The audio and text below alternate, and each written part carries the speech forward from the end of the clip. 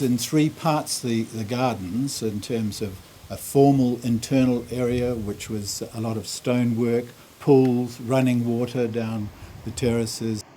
There's ornamentation, and this is where ornamentation, the way in finials and urns. The ornamentation on the terraces was actually largely done by us.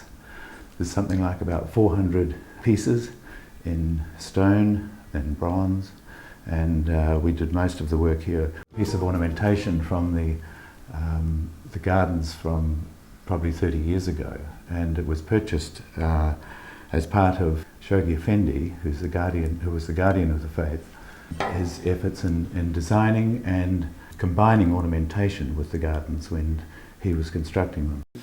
So the main features of water and stonework and ornamentation and lighting, because the lighting, especially at night, the whole of the terraces are lit, is because, as a tribute to the imprisonment time of the Bab when he was in the dark. The rest of the project was extensions to the terraces of the Shrine of the Bab, the building of an underground building under that, the strengthening of the wall that held that whole terrace, middle terrace of the Shrine of the Bab in place. That was one of the early jobs. The building of two buildings, of administration buildings, on either side of the seat of the Universal House of Justice. And they were big buildings. They were big buildings. And how many levels did they go into the ground? So some of them had 2 or 3 levels of car parks underground, and they were.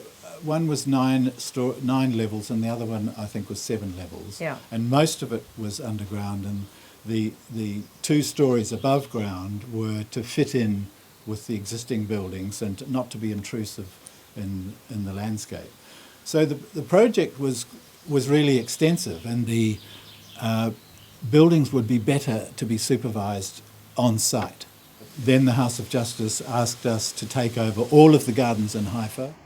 The end result of this sudden change to the project, was that I was asked to take responsibility for building a maintenance organisation for the gardens, because the terraces were being completed in stages. So the lower terraces, groups of 3 terraces were being completed bit by bit. And as they were being completed or got to the stage where landscaping was taking place and the mountain was being put back together again, we needed to take over that and start maintaining it and start training people and start doing all of the carry on, all the things that you need to present the world, class of standard that we've got now. How many people at that time do you think were employed on the job? I'd actually physically employed 400 people myself. So anyway, it was... Because very specific work, very specific. Yes. Probably the most demanding thing for me in the work is to deal with a staff that covers 6 different religions and probably about 20 or 30 different...